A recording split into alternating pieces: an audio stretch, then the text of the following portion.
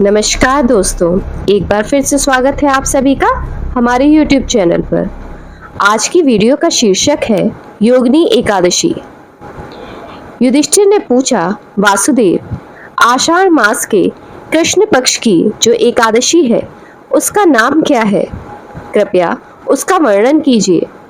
भगवान श्री कृष्ण बोले, नृपश्रेष्ठ, आषाढ़ कृष्ण पक्ष की एकादशी का नाम योगिनी है। यह बड़े बड़े पापों का नाश करने वाली है।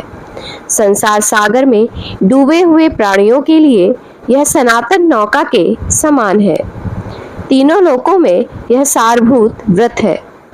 अलकापुरी में राजाधिराज कुबेर रहते हैं। वे सदा भगवान शिव की भक्ति में तत्पर रहने वाले हैं। उनके हेममाली नाम वाला एक यक्ष सेवक था जो पूजा के लिए फूल लाया करता था। हेममाली की पत्नी बड़ी सुंदरी थी।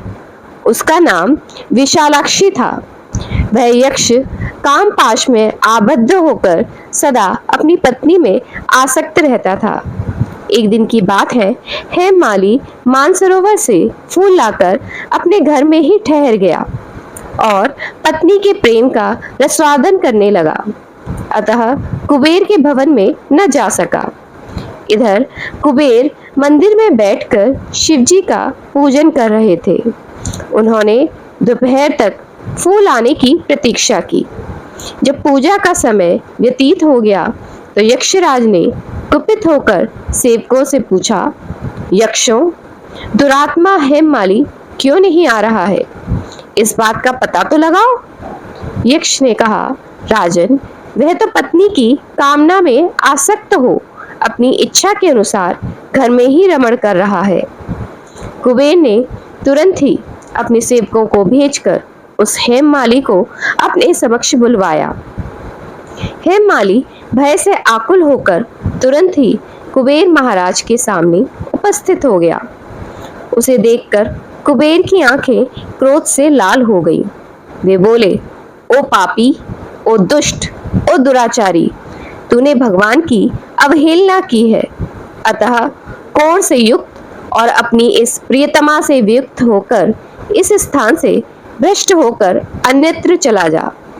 कुबेर के ऐसा कहने पर वह उस स्थान से नीचे गिर गया। उस समय उसके हृदय में महान दुख हो रहा था। कोढ़ों से सारा शरीर पीड़ित था, परंतु शिव पूजा के प्रभाव से उसकी स्मरण शक्ति लुप्त नहीं होती थी। पातक से दबा होने पर भी वह अपने पूर्व कर्म को याद रखता था। तदंतर इधर उधर घूमता हुआ वह पर्वतों में श्रेष्ठ मेरुगिरी के शिखर पर गया। वहां उसे तपस्या के पुंज मुनिवर मार्कंडेय जी का दर्शन हुआ। पाप कर्मा यक्ष ने दूर से ही मुनि के चरणों में प्रणाम किया।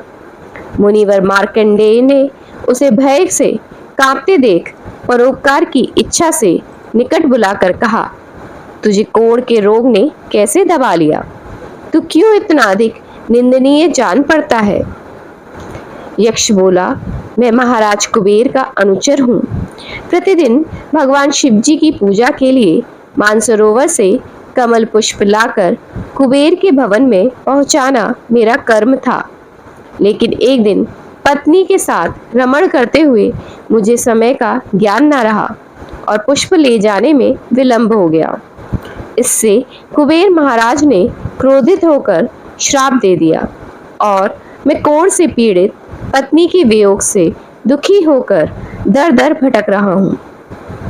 आज किसी पुण्य कर्म से मैं आज आपके समक्ष उपस्थित हुआ हूँ। ऋषियों का स्वभाव दयालु और परोपकार वाला होता है। सो हे महात्मन, आप ही मुझ अभागे को कर्तव्य का बोध कराते हुए पाप से मुक्ति का कोई उपाय बताएं।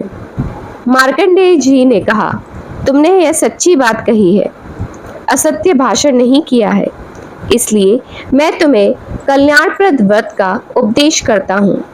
तुम आषाढ़ के कृष्ण पक्ष की योगिनी एकादशी का व्रत करो।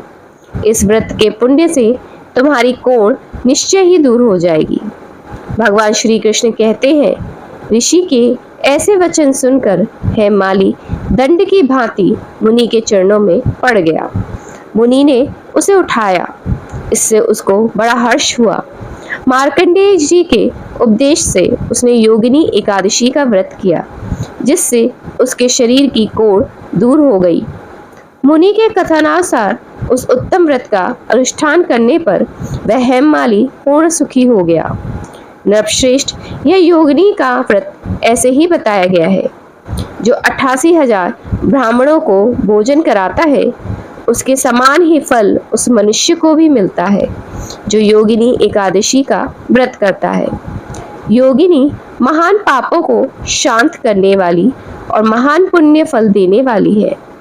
इसके पढ़ने और सुनने से मनुष्य सब पापों से मुक्त हो जाता है। आशा करती हूँ आज का वीडियो आपको पसंद आया होगा।